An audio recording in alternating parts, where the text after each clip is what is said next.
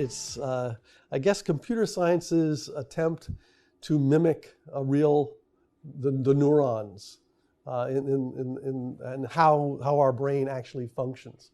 So 20, 30 years ago, a neural network would have some inputs that would come in. They would be fed into different processing nodes that would then do some transformation on them and aggregate them or something, and then maybe go to another level of nodes. And finally, some output would come out. And I can remember training a neural network to recognize digits, handwritten digits and stuff. So a neural network is trying to use a computer program that will mimic how our brains use neurons to process things, neurons to synapses, and building these complex networks that can be trained. So a neural network starts out with some inputs and some outputs, and you keep feeding these inputs in to try to see what kinds of transformations will get to these outputs.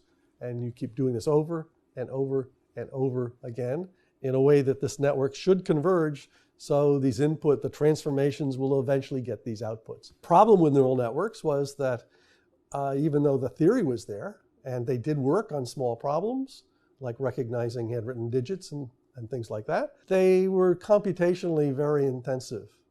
And so they went out of favor, and I stopped teaching them, probably 15 years ago. And then, all of a sudden, we started hearing about deep learning. I heard the term deep learning. This is another term that, when did you first hear it? 4 years ago, 5 years ago? And so I finally said, what the hell is deep learning? It's really doing all this great stuff. What is it? And I Googled it, and I thought, well, this is neural networks on steroids. What they did was they just had more multiple layers of neural networks, and they used lots and lots and lots of computing power to solve them.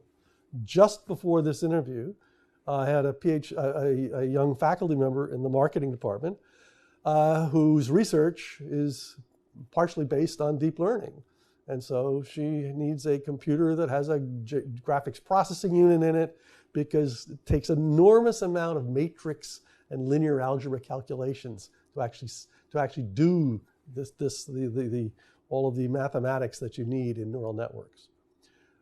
But they are now quite capable. We now have neural networks and deep learning that can recognize speech, can recognize people. If you're out there, and getting your face recognized, I guarantee that NSA has a lot of work going on in neural networks. The university right now, as director of research computing, I have a small set of machines down at our South Data Center. And I went in there last week, and there were just piles and piles and piles of cardboard boxes, all from Dell with a GPU on the side.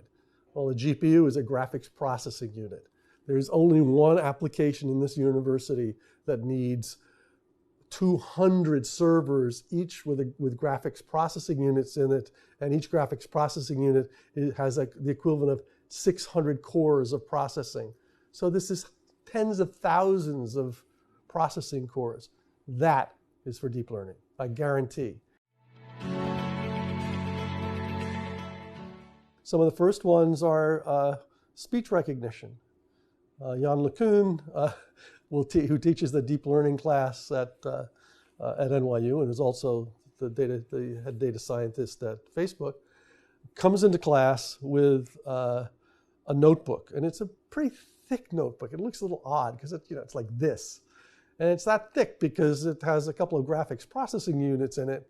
And then he will ask the class to start to speak to this thing, and it will train while he's in class. He will train a neural network to recognize speech. So recognizing speech, recognizing people, images, classifying images, almost all of the traditional tasks that neural nets used to work on in little tiny things, now they can do really, really, really large things. It will learn on its own the difference between a cat and a dog and different kinds of objects. It doesn't have to be taught. It doesn't, it just learns. That's why they call it deep learning. And if you hear, he plays this, if you hear how it recognizes speech and generates speech, it sounds like a baby learning to talk. Right? You can just, you're like,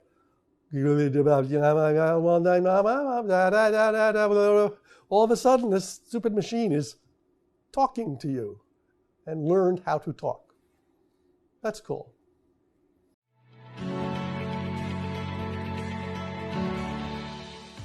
You need to learn some linear algebra.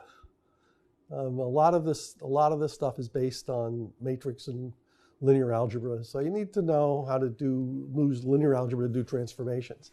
Now, on the other hand, there's now lots of packages out there that will do deep learning, and they'll do all the linear algebra for you, but you should have some idea of what is happening underneath. The deep learning in particular needs really high-powered computational power. So it's not something that you're going to go out and do on your notebook, or you could play with it, but if you really want to do it seriously, you have to have some special computational resources.